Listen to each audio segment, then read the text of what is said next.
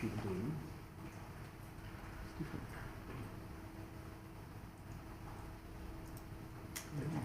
Beautiful. Welcome everyone to the Ordinary Council meeting at the Wellington Shire for the 4th of July 2023. Before I'll continue, I'll just check that Councillor Stevens can see and hear me online. Yes, thank you, Mayor. I can see and hear you. Thank you, Councillor Stevens. Members of the public gallery should note that Council records and publishes Council meetings via YouTube to enhance the accessibility of Council meetings to the broader Wellington community. These recordings are also archived and may be published on Council's website for viewing by the public or used for publicity or information purposes. At the appropriate times during the meeting, members of the gallery may address the Council, at which time their image, comments or submissions will be recorded. Members of the public who are not in attendance at the Council meeting but who wish to communicate with the Council via the online web form should lodge their questions or comments early in the meeting to ensure that their submissions can be dealt with at the end of the meeting. Please could gallery visitors, councillors and invited online attendees ensure that mobile phones and other electronic devices are turned off or in silent mode for the duration of the meeting. Our mission, working together to make a difference. We listen and lead to provide quality services that improve life for all. Wellington Shire Council acknowledges our offices are located on the traditional lands of the Gunai-Kurnai Nation. We pay our deep respects to the elders, past, present and future, and acknowledge their ongoing cultural and spiritual connections to their land and waters. We have one apology tonight, which is Councillor Wood. Do we have any declarations of conflicts of interest? No. Can I have someone to confirmation and adoption of the minutes of previous council meeting, please? Councillor Ripper. Thank you, Mayor. I'd like to move that Council adopt the minutes and resolutions of the Ordinary Council meeting of the 20th of June 2023. And someone to second that? Councillor Marr. Is that motion opposed? If not, that motion is carried. Happy with that, Councillor Ripper? I am, thank you. Item 4, business arising from previous meetings, there are none. Item 5, acceptance of late or urgent items, there are none. Item 6, notions of motion, there are none. Item 7.1, outstanding petitions, there are none. Is there any invited addresses, presentations or acknowledgements? No, I do have one. It was yesterday I attended, which was a great performance and celebration of the start of NAIDOC Week. The theme for this year is for our elders, and it was quite pleasing to see some of the elders actually speak, which was great, and the performance that was put on by some of the young Indigenous children, which was fantastic. They did 3 different dances and it was excellent to see. So congratulations on another great start to NAIDOC Week, and there's lots of things that are happening this week in the Shire that everyone can go along and enjoy. Item 9, questions or notice, we have none. Item 10, delegates reports. Do we have any? No. Item 11.1, Assembly of Councillors. Someone to move that, please. Councillor Mackenzie. Thank you, Mayor. I wish to move that Council note and receive the attached Assembly of Councillors records for the period 12th of June 2023 to the 25th of June 2023. And someone to second that. Councillor Marr. Is that motion opposed? If not, that motion is carried. Councillor Mackenzie. Thank you, Mayor. At the 25th of June Council meetings, we had presentations given by staff around the following matters: progress of the 2021-25 Council Plan and Healthy Wellington 21-25, the demolition of the Grand Ridge Hotel, Osnet Gippsland Res Project, Broiler Farm Processing and Feed Mill Update, a presentation from the Food and Fibre Gippsland, and the Development Division providing an update on planning, municipal services and economic development. Thank you, Mayor. Thank you, Councillor Mackenzie. Item 11.2, Audit and Risk Committee minutes. Someone to move that, please. Thank you, Mayor. Councillor Stevens. I think I've been delegated to move that. A little bird told me.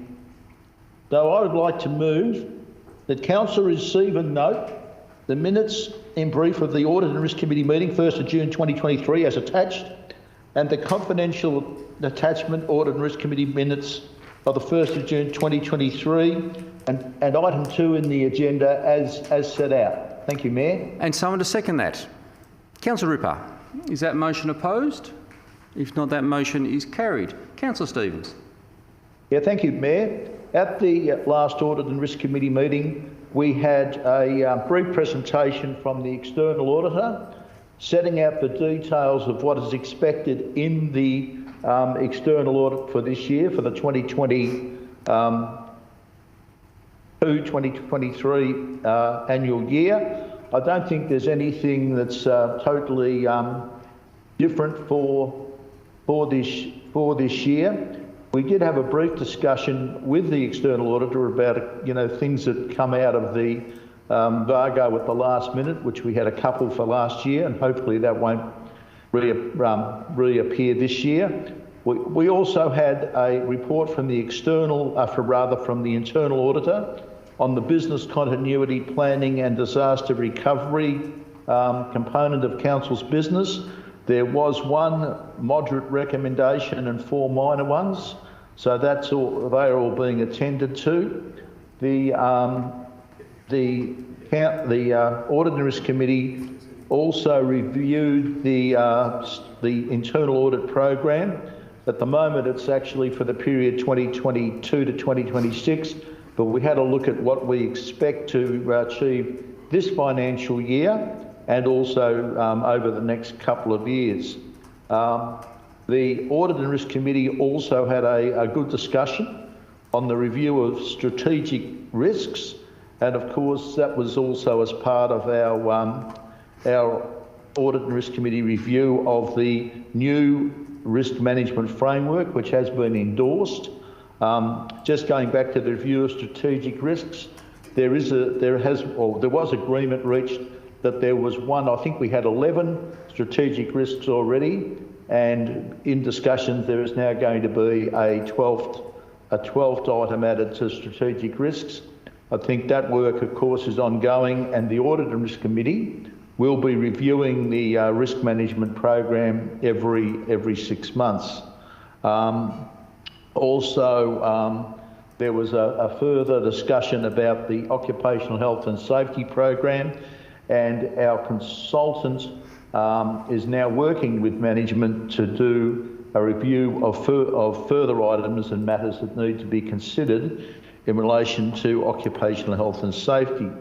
The Audit and Risk Committee, of course, has a program of reviewing council policies, and council's policies in relation to conflict of interest, gifts and investments were all considered, and basically there were some updates that were agreed to. So overall, the Audit and Risk Committee still continues to work well. We have a very good rapport between the independent members and our councillor members, myself and my colleague Councillor Ma, and I think the independent members have got a great deal of expertise, and they bring a lot of knowledge to the table when discussing audit and risk matters. And the next meeting, of course, of the committee will be held in August. I think the date is subject to review. So thank you, Mayor. Thank you, Councillor Stevens. Item 11.3, 2021 to 2025, Council Plan and Healthy Wellington Progress Update for Quarter 3. Someone to move that, please. Councillor Crosley. Thank you, Mayor. I move that Council receive the attached update on progress of the 2021-25 Council Plan for Quarter 3. And someone to second that. Councillor Ma. Is that motion opposed? If not, that motion is carried. Councillor Crosley. Thank you. Thank you, Mayor. The Council Plan is really the Bible for this Council. It's developed at the beginning of our term in consultation with officers and the community, and really our community were very engaged, and which really makes it a great community document. So this document is a living document. Mine's got plenty of tags, and it really makes sure that the decisions that we make around this table and the projects that we undertake relate directly to the outcomes that we stated we would work towards and that the community anticipate and expect. This is a project update. The annual report really does a full coverage of it, but this is a really good document to see how we are progressing. And I'll just sort of highlight a few of the main major initiatives to see how we're going along the way. And some of them have been really looked forward to, and some of them are with council funding, a mixture of grants and also things that we've lobbied for but didn't fund. So I'll just run through a few.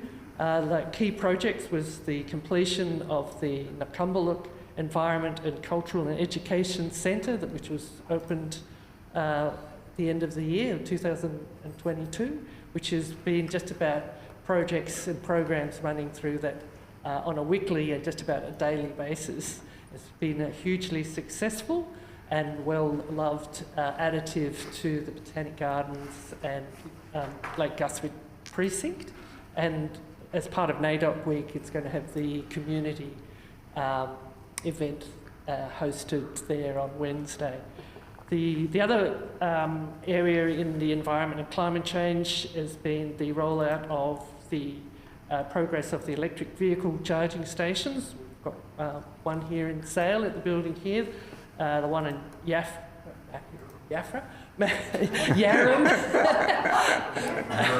a new town. Yarram also at the library, and the Mafra one is installed at the back of the shopping centre near the park there. And Hayfield is on track to be installed, and Stratford is planned for 2024, and we might be able to get it in there earlier.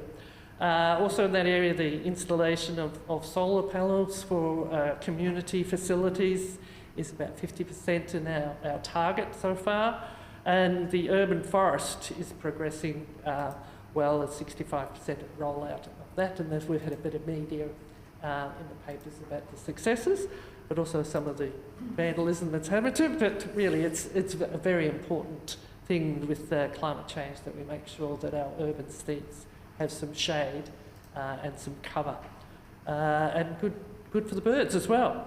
In the economic sustainability growth area, we were successful in receiving funds to look at the renewable energy readiness program, and that's a very important document to both understand the requirements we will need in the planning and housing and infrastructure area for that expansion, and also that a document that we can lobby for further support from various agencies and state government, so we can meet the needs so this transition moves smoothly for the community.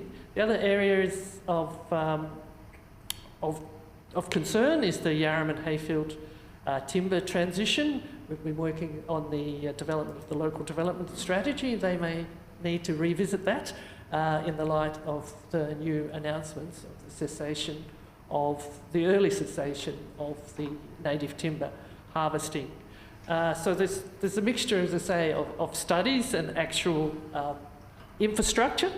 And these studies are very important in helping us make these decisions. So there's been the residential stock take has also been undertaken, which is crucial, again linked to the transition, but also linked to the fact that the communities are growing, and we have some constrictions in our planning and drainage of how we can meet those needs so that the prices of land is available at a reasonable price so that we can meet that housing shortage at the moment.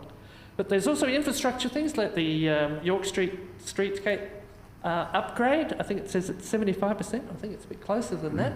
Must be about 95% by now. It's looking terrific and much easier to both go down with the car, and also certainly for the pedestrians, a much better experience.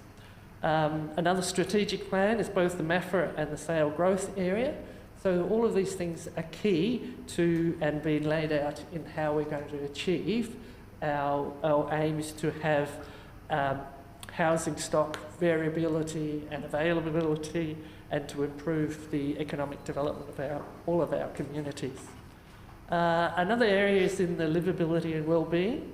And another key area for families, but also for the economic development of the community, is the facilities of early learning and childcare.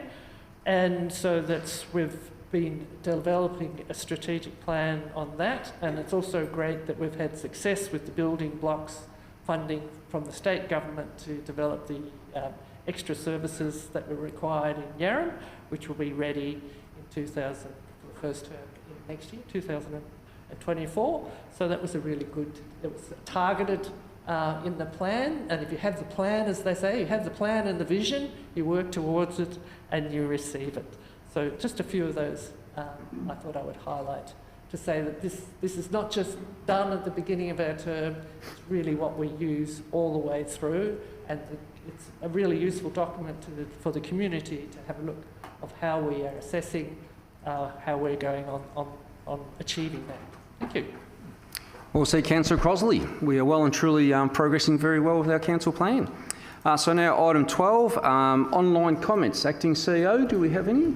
Yes, Mayor, we have 3 online comments. The first is from Mr Buxton from the Bundalegua Hall Committee. So he was highlighting concerns about road safety and access to the site on the Salmaffa Road. Just to let councillors know, we've already written to Mr Buxton and to Regional Roads Victoria as the road authority for that road, so those letters have already gone out. We also have a submission from Mr Haywood about some improvements he'd like to see on Foster Street in Sale between York Street and Guthridge Parade. So we'll respond to those inquiries and copy councillors into that response. And the third one we've received is from Mr Barraclough about some questions he's got regarding the timber industry and the closure of native forest, but I understand Mr Barraclough might be in the gallery tonight to talk to those questions. So that's it. Thank you, Acting CEO. So now I'll open up to the gallery. We have a few people here today. The way the gallery works is come forward if you like to, state your name, and you can address council for 3 minutes, and then Andrew Pomeroy at the end, if you've got any documents you'd like to be circulated to the councillors, give those to Andrew and your details so we can do a response. So anyone like to come forward?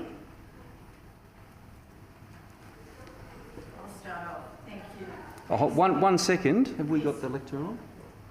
Yep. Now you should be right. Thank you, Mayor, and thank you to the councillors. To begin with, I want to say, first of all, I better say who I am. I think you know me now, Veronica Barnes, and I'm a ratepayer from Rosedale.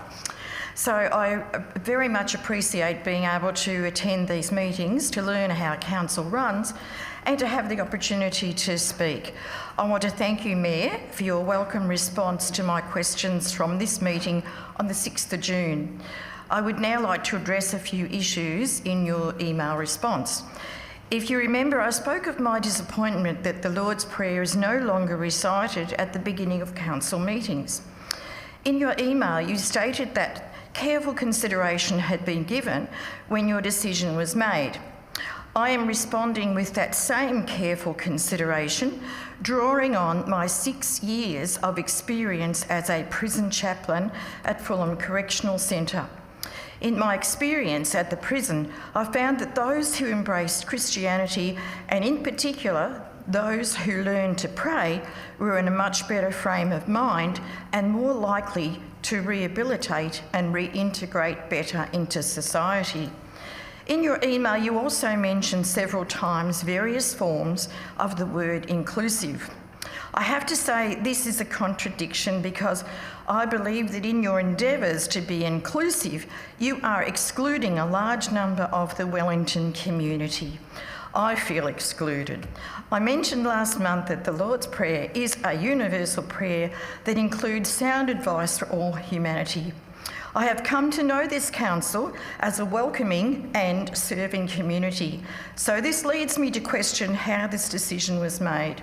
You stated careful consideration, but did you ask the ratepayers whom you serve? Was your decision based on a directive from the state government? And what will it take to revisit this decision? I ask you to reconsider the move and once again recite the Lord's Prayer, or perhaps you could say a prayer that reflects acknowledgement of a higher power, the need for wisdom and the courage needed to care for all. This is not a personal matter, it is a matter of principle. I have an example for a prayer. Great Spirit of this Southland, we thank you for our varied landscape featuring rivers, beaches, mountains and pastures.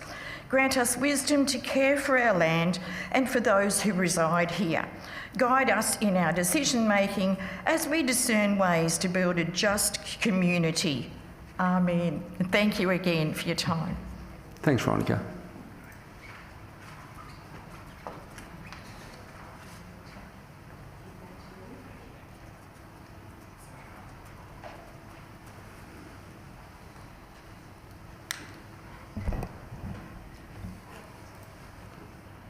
Ready to go.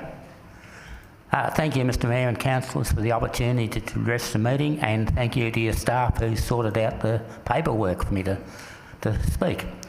I've come along tonight. Just state your name, Neil. Neil Barraclough. Thank you. Thanks, Councillor Bye. I've come along tonight just to give my position on the closure of the timber industry and the Wellington Shire response. Now, I am very sad to see the closure of the timber industry because I believe we should have transitioned to sustainable timber harvesting, and I came here perhaps a couple of years ago to ask the council to consider that and consider basically a field trip to see sustainable timber industry harvesting.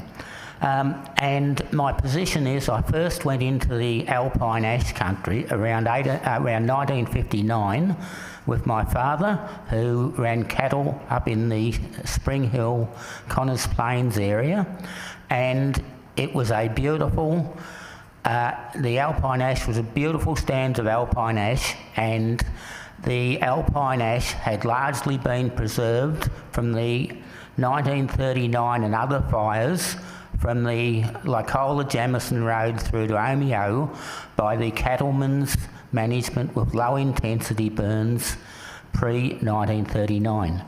Now, the government stopped those burns, and the alpine ash has just been wiped out by hot fires ever since, and the alpine ash was the mainstay of the timber industry in Hayfield and a lot of other areas throughout Gippsland, and it needs regular low intensity fire, and that was excluded largely by timber industry pressure, and the timber resource has been wiped out, and I'm suggesting that we are 1 or 2 mega fires off the elimination of the alpine ash either entirely or over large areas.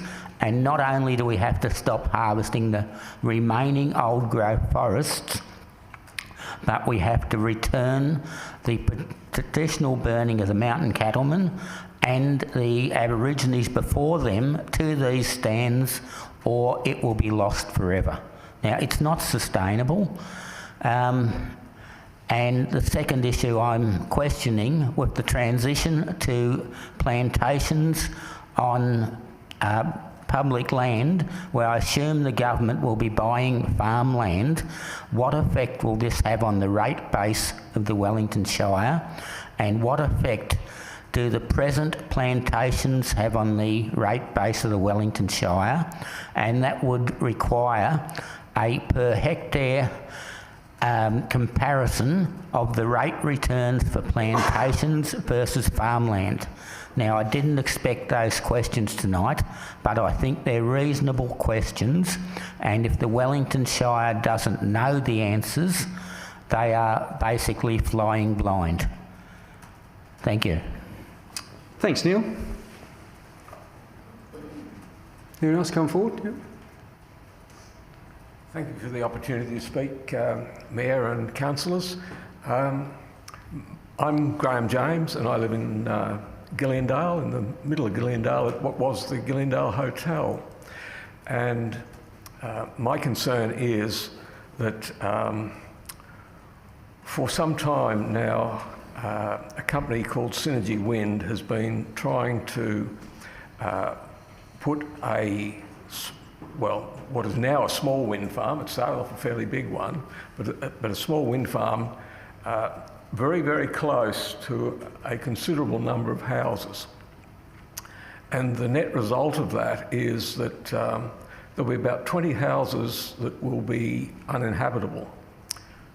4 of those will be legally uninhabitable. The company has had to buy those houses and decommission them, or they will have to decommission if this project goes ahead. So we've already have a tight stock of housing in the area. We can't afford to lose a whole lot of houses. Some will be lost legitimately. Some people will simply be forced out of their houses, as effectively happened in Bald Hills. This is a much more intensely, it's an intense farming area. It's an irrigation area. The farmers mostly use centre pivots, which are not compatible with wind turbines. They sort of get in the road. So basically, I'm looking for some support from the council. Already there's been negative impacts because the BC 212 Synergy says has been triggered. That's a state rule where once a wind farm is proposed and gets to a certain stage, there is an overlay of 1K from the boundary of the wind farm where people effectively have lost their right to utilise their properties. And that's already stopped the development of a dairy farm and is impacting a couple of B&Bs. So this is already having negative effects. This is probably, I've looked at a lot of wind farms, this has got to be one of the worst proposals for the entire state, and it would not get up in any other state of Victoria, of Australia. So what I've got is some facts and a copy of John Zakula's Section 32 on his house, because the wind farm had to buy that ultimately because it was destroyed. And these are the terms and conditions that will be placed on all of the ratepayers in that 1K zone. And there are about 100 ratepayers and 60 houses, 62 houses actually, in that 1K exclusion zone. Because it's such a small, fragmented thing, the affected properties far, far outnumber the host farms. So I've got some copies which I can leave with Andrew, and thank you for your time. Thank you. Thank you, Graham. Is there anyone else that would like to talk in the gallery? Could I just say thank you to Graham? I often have trouble pronouncing Gilliandale, and he pronounced it beautifully. Thank you, Graham. So no one else to come forward? If not, I'll deem the meeting closed at 5:28. Thank you, everyone.